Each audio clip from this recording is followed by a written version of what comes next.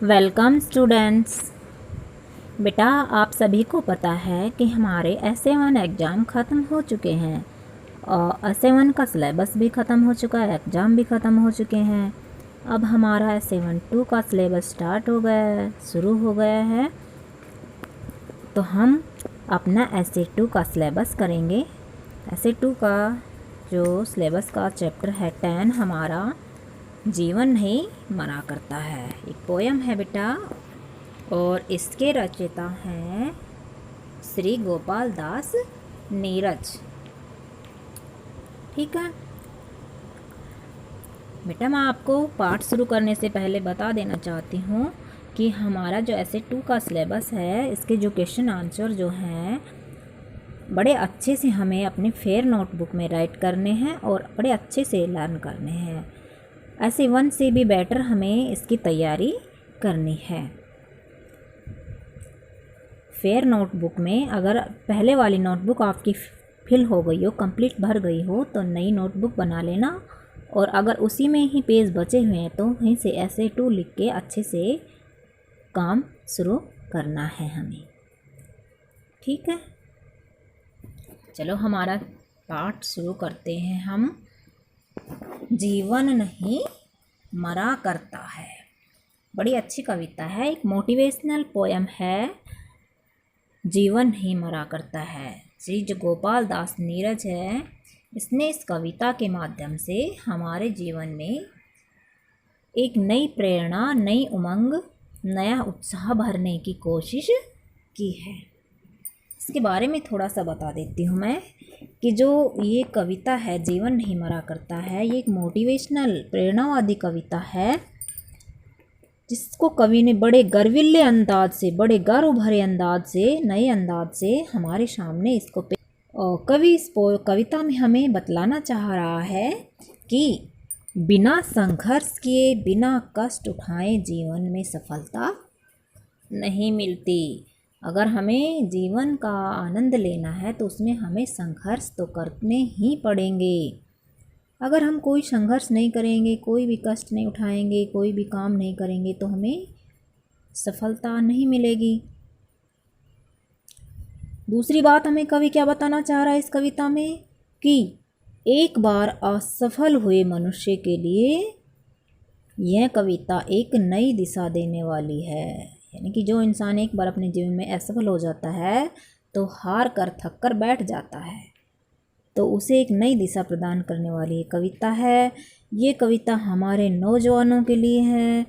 ये एक नई सोच का निर्माण करती है ना। और जो कवि हैं नीरज जी ने इस कविता में एक आशा का दीपक जलाया है, एक प्रेरणात्मक कविता है। यानी कि इंसान जो है उसको, असफल हुए इंसान को पुनः जागृत होने की प्रेरणा हमें ये देती है। संसार जो है इसमें सफलता, असफलताएं, दुख, सुख ये तो निरंतर आते रहते हैं। सुख और दुख तो जीवन के पहलू हैं, जीवन में आते रहेंगे। वो जीवन है क्या जिसमें संघर्ष नहीं किया हमने, जिसमें दुख नहीं आए, है ना। असली जीवन यही है। इसलिए मनुष्य को थक कर, हार कर नहीं बैठना चाहिए, निरंतर संघर्ष करते हुए अपने जीवन को आगे बढ़ाते रहना चाहिए। यही शिक्षा इस कविता के माध्यम से हमें कवि ने दी है। तो क्या कह रहा है कवि? छिप छिप अश्रु बहाने वालों, मोती व्यर्थ लुटाने वालों, कुछ सपनों के मर जाने से जीवन नहीं मरा करता है। कवि हारे हुए इंसान को कह रहा है कि अरे हारे हुए इंसान, जो तुम कोई असफलता तुम्हें हाथ लग जाती है तो तुम कहीं भी छिप कर उसका मातम मनाने लगते हो, बैठकर व्यर्थ में आंसू बहाते, मोती रूपी आंसू, मोती व्यर्थ लुटाने वाले। इसका अर्थ है कि जो तुम्हारे मोती रूपी आंसू हैं, मोतियों के समान है जो आंसू, उनको बेकार में तुम बहाते रहते हो। कुछ सपनों के मर जाने से, यानी कि अगर तुमने कुछ सपने देखे जीवन में और वो सपने तुम्हारे पूरे नहीं हुए तो उनके मरने से जो हमारा पूरा जीवन है वो ख़त्म तो नहीं हो जाता। जीवन तो बहुत सारा है, उसे हमें हंसी खुशी से जीना चाहिए, है ना। अगर हमारी कुछ खुशियाँ दांव पे लग गई, कुछ हमने खो दी खुशियाँ, तो इसका मतलब ये नहीं कि हमारा संपूर्ण जीवन ही ख़त्म हो गया। हार कर हमें अपना जीवन ख़त्म नहीं करना चाहिए। सपना क्या है नयन सेज पर सोया हुआ आँख का पानी। यहाँ कवि क्या कह रहा है कि सपना, सपना क्या है, नयन रूपी सेज जो है हमारी, उसमें सोया हुआ एकमात्र आँख का पानी ही तो है, और टूटना है उसका जो जागो कच्ची नींद जवानी। और अगर वो टूट गए तो इसका मतलब ऐसा है कि जैसे हम कच्ची नींद में जाग गए हों, यानी कि हमारी जो नींद थी वो टूट गई। बोलते हैं ना कच्ची नींद से, जैसे कोई हम गहरी नींद में सोए होते हैं और हमें किसी ने अचानक से जगा दे दिया, तो बोलते हैं कि कच्ची नींद में उठा दिया। तो क्या होता है, कच्ची नींद में अगर हम उठ जाते हैं थोड़ी देर बाद सही हो जाते हैं, नींद फिर आ जाती है ना। तो क्या कह रहा है कवि कि जो सपने हैं टूट गए, जो सपने हैं ये क्या है, नयन रूपी सेज जो है हमारी आंखों रूपी सेज है, उसमें सोया हुआ पानी है, और अगर वो टूट गया तो मानो हम कच्ची नींद से ही जागे हो। तो इससे हमें शोक मनाने से क्या फ़ायदा, है ना। कवि क्या कह रहा है कि जो सपना है वो तो बंद आँखों और खुली आँखों दोनों से ही देखा जाता है। अगर उसका टूटना जो है टूट गया तो वो टूट जाने दो, उसका टूटना तो एक मानो कच्ची नींद की तरह है, यानी कि कुछ मुसीबतें आ जाने से जीवन ख़त्म नहीं हुआ करता है ना। दिल्ली उम्र बनाने वालों, डूबे बिना नहाने वालों, कुछ पानी के बह जाने से सावन नहीं मरा करता है। क्या कह रहा है कवि, कवि कह रहा है कि गीली उम्र बनाने वालों, डूबे बिना नहाने वालों, अगर जब सावन आता है और उसमें बहुत सारा पानी बह जाता है, बारिश होती है बहुत सारा पानी बह जाता है, तो हमें ये नहीं सोचना चाहिए कि सारा सा पानी तो सावन में बह गया, अगली बार तो सावन ही नहीं आएगा। नहीं, ऐसा नहीं है, ये पानी बह गया तो बह गया, दोबारा से फिर से सावन आएगा, फिर से बारिश होगी। इसलिए हमें यह नहीं सोचना चाहिए कि यह समय चला गया तो ये दोबारा से नहीं आएगा, ये काम दोबारा से नहीं होगा। परिवर्तन तो जो है प्रकृति का नियम है, मुसीबतें हैं वो आती जाती रहती हैं, ठीक है। माला बिखर गई तो क्या है, खुद ही हल हो गई समस्या, आंसूगर नीलाम हुए समझो पूरी हुई समस्या। यहाँ कवि ने व्यंग्यात्मक शैली में यह वर्णन किया है कि मानो हमारी मोतियों की एक माला थी, वो टूट गई तो क्या हुआ, समस्याएं अपने आप ही हल हो गई, ठीक है। अगर आंसू जो थे, मोती रूपी आंसू थे, वो नीलाम हो गए तो समझो हमारी पूरी समस्या जो है वो पूरी हो गई। हमारे आंसू रूपी जो मोती थे, उनकी माला जो थी वो टूट गई और वो नीलाम हो गई, यानी कि वो चले गए। समस्या रूपी मोती हमारे चले गए, यानी समस्या अपने आप हल हो गई, ठीक है।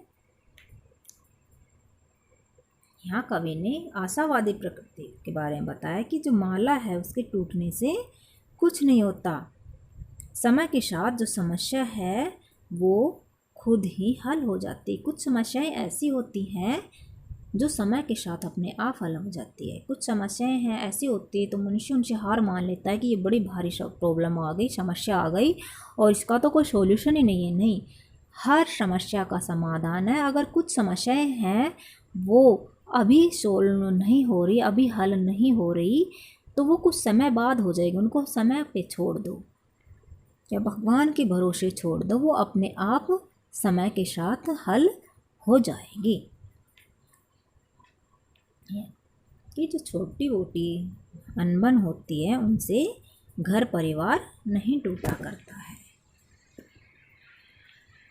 रूठे दिवस मनाने वालों, फटी कमीज सिलाने वालों, कुछ दियों के बुझ जाने से आंगन नहीं मरा करता है। यहाँ कवि क्या कह रहा है कि रूठे दिवस मनाने वालों, यानी कि घर में छोटी मोटी अनबन हो जाती है, एक दूसरे घर में परिवार वाले रूठ जाते हैं, जिस तरह से आपस में दरारें पड़ जाती है तो उनको जोड़ने तोड़ने में लगे रहते हैं। कुछ दियों के बुझ जाने से आंगन नहीं मरा करता है। कवि क्या कह रहा है कि कुछ दीपक अगर बुझ भी गए तो आंगन की रोशनी कभी ख़त्म नहीं होती है, उसमें और दीपक जलाए जा सकते हैं। कुछ लोगों के रूठ जाने से हमें अपने जीवन को निराशा में नहीं भरना चाहिए, यानी कि कुछ अगर लोग हमसे निराश भी हो गए तो क्या है, और बोलने वाले हमें मिलेंगे, तो हमें निराश नहीं होना चाहिए। जिस तरह से आंगन में अगर एक दीपक जल रहा है, वो बुझ गया तो आंगन जो है उसका वास्तविक रूप ख़त्म नहीं होता, आंगन तो आंगन ही रहेगा। ठीक है, दीपक उसमें और जला दिए जाएंगे। खोता कुछ भी नहीं यहाँ पर, केवल जिल्द बदलती पोथी, जैसे रात उतार चांदनी, पहने सुबह धूप की धोती। कवि क्या कह रहा है कि इस धरती पे यहाँ कोई कुछ भी नहीं खोता, केवल यहाँ पर जिल्द बदलती पोथी की तरह रहती है। जिस तरह से एक किताब होती है, उसकी एक जिल्द बदल जाती है तो उस पर दूसरी जिल्द चढ़ा दी जाती है। जैसे रात उतार चांदनी, पहने सुबह धूप की धोती। रात रूपी जो चांदनी है वो ढलने के बाद हर बार सुबह धूप की नई धोती लिए हुए सूर्य निकलता है, यानी कि हर रात के बाद एक नई सुबह होती है। हर किताब पे एक जिल्द के फट जाने पर दूसरी जिल्द उस पर चढ़ा दी जाती है। इसी तरह से ये जीवन रूपी जो है रेखा है, ये भी चलती रहती है। ज़िंदगी में उतार चढ़ाव जीवन में आते जाते रहते हैं। वस्त्र बदल कर आने वालों, चाल बदल कर जाने वालों, चंद खिलौने के खोने से बचपन नहीं मरा करता है। यहाँ कवि क्या कह रहा है कि जो संसार है वो परिवर्तन का संसार में है, वो परिवर्तन जो है संसार का परिवर्तन जो है वो संसार का नियम है।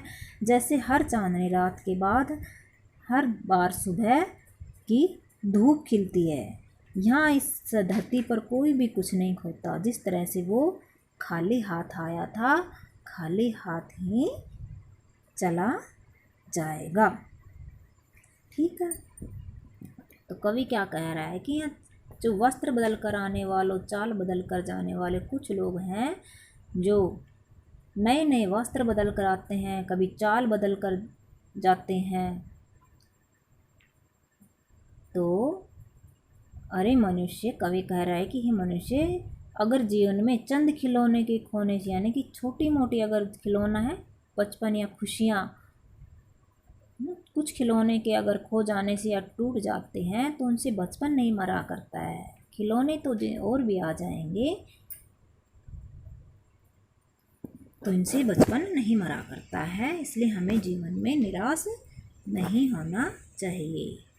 कितनी बार गगरियाँ फूटी, सिकन न आई पनघट पर, कितनी बार किश्तियाँ डूबी, चहल पहल वैसी है तट पर। यहाँ कवि क्या कह रहा है कि कितनी बार गगरियाँ फूटी, गगरियाँ होती है मटकियाँ, पानी की जो मटकियाँ भरते हैं ना, पनघट होता है, पनघट पर पनिहारी ने जो होती है पानी भरने जाती है, तो वहाँ पर पनिहारियाँ जो हैं वो पानी भरने जाती है तो वहाँ पर मटकियाँ कई बार उनकी फूट जाती है। तो क्या कह रहा है कि कितनी बार ही पनघट पर पानी की मटकियाँ फूटी हैं, लेकिन फिर भी जो पनघट है उस पर सिकन नहीं आई। सिकन का मतलब है वहाँ पर एकांकीपन नहीं छाने की, वहाँ पर हमेशा ही भीड़ भरा भाड़ रही, वहाँ पर हमेशा आना जाना लगा रहा। पनिहारियों का, पानी भरने वाली जो होती है वो आती जाती रहीं। तो क्या कह रहा है कवि कि पनघट पर कितनी बारी मटकियाँ फूटी हैं, लेकिन फिर भी पनघट जो है वहाँ पर कोई किसी तरह की सिकन नहीं आई।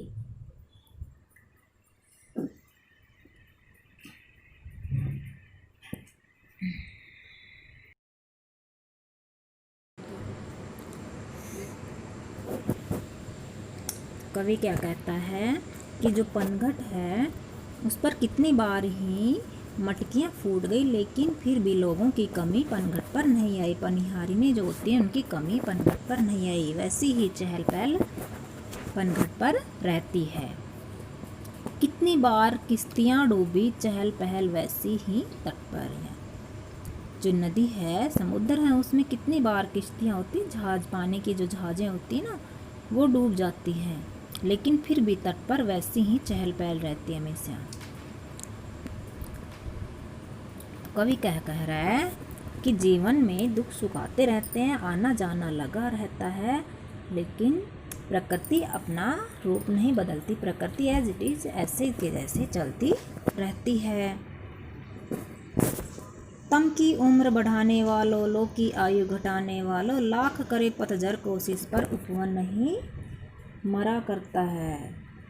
कवि यहाँ क्या कह रहा है कि अरे अंधकार की उम्र बढ़ाने वालों, तम अंधकार की उम्र बढ़ाने वालों, यानी कि जीवन में निराशा को ज़्यादा बढ़ावा देने वालों, लोग की आयु घटाने वालों, प्रकाश रूपी जो ज्ञान है उसकी आयु को घटाने वाले लोगों, सुनो ध्यान से। लाख करे पतझड़ कोशिश पर, पतझड़ है, पतझड़ का मौसम जो होता है ना, पतझड़ का मौसम आता है, तो कह रहा है कि पतझड़ जो है वो लाख कोशिश करे फिर भी उपवन ख़त्म नहीं होता। जिस तरह से एक बार पतझड़ का मौसम आता है और उस पर उपवन के सारे पत्ते झड़ जाते हैं, चारों तरफ केवल पेड़ों की सूखी टहनियाँ दिखाई देती हैं, लेकिन कुछ समय बाद बसंत के मौसम में सभी पेड़ों पर फिर से नई कोपलें आना शुरू हो जाती है और सारा उपवन फिर से हरा भरा हो जाता है। लूट लिया माली ने उपवन लूटी न लेकिन गंध फूल की, तूफानों तक ने छेड़ा पर खिड़की बंद न हुई धूल की। हाँ, कवि क्या कह रहा है कि जो माली है उसने उपवन को लूट लिया, उपवन के फूल फलतों को तोड़ लिया, लेकिन उससे फूल की सुगंध पर कोई असर नहीं पड़ा। उसकी महक तो ज्यों की त्यों महकती रही। और जो तूफान है, तूफानों तक ने छेड़ा पर खिड़की बंद न हुई धूल की। कवि क्या कह रहा है कि बड़े बड़े जीवन में तूफान वगैरह आ जाते हैं, लेकिन फिर भी वो जो धूल है उसको नहीं छोड़ सकते। धूल तो हमेशा उड़ती ही रहती है, अपना रूप बरकरार रखती है। नफ़रत गले लगाने वालों, सब पर धूल उड़ाने वालों, कुछ मुखड़ों की नाराज़ी से दर्पण नहीं मरा करता है। इन पंक्तियों के माध्यम से कवि क्या कह रहा है कि जो समाज में कुछ सामाजिक तत्व होते हैं, कुछ लोग होते हैं जो जिनकी सोच छोटी सोच होती है, असामाजिक तत्व होते हैं, कि असामाजिक जो लोग होते हैं वो खुद में कमी होते हुए भी दूसरों पर कीचड़ उछालने की कोशिश करते हैं। तो जो फिर भी हमारा जो समाज रूपी दर्पण है, कुछ ऐसे लोगों की नाराज़गी से वो ख़त्म नहीं होता, वह तो सदा ही चलायमान रहता है। कवि क्या कह रहा है कि जो हमारा समाज रूपी दर्पण है, इसमें कुछ असामाजिक तत्व होते हैं, कुछ अच्छे लोग भी होते हैं, कुछ बुरे लोग भी होते हैं, कुछ समाज को चाहने वाले होते हैं, कुछ समाज का नुकसान करने वाले होते हैं। तो जो समाज का नुकसान करने वाले लोग होते हैं, जो समाज से हमेशा नाराज़ से रहते हैं, उनके नाराज़ रहने से जो हमारा समाज रूपी दर्पण है वो ख़त्म नहीं रहता, तो हमेशा ही चलायमान रहता है, समाज तो हमेशा ही रहता है। तो कह रहा है कि कुछ लोगों की, यानी कि कुछ मुखड़ों की नाराज़गी से जो दर्पण है वो ख़त्म नहीं होता।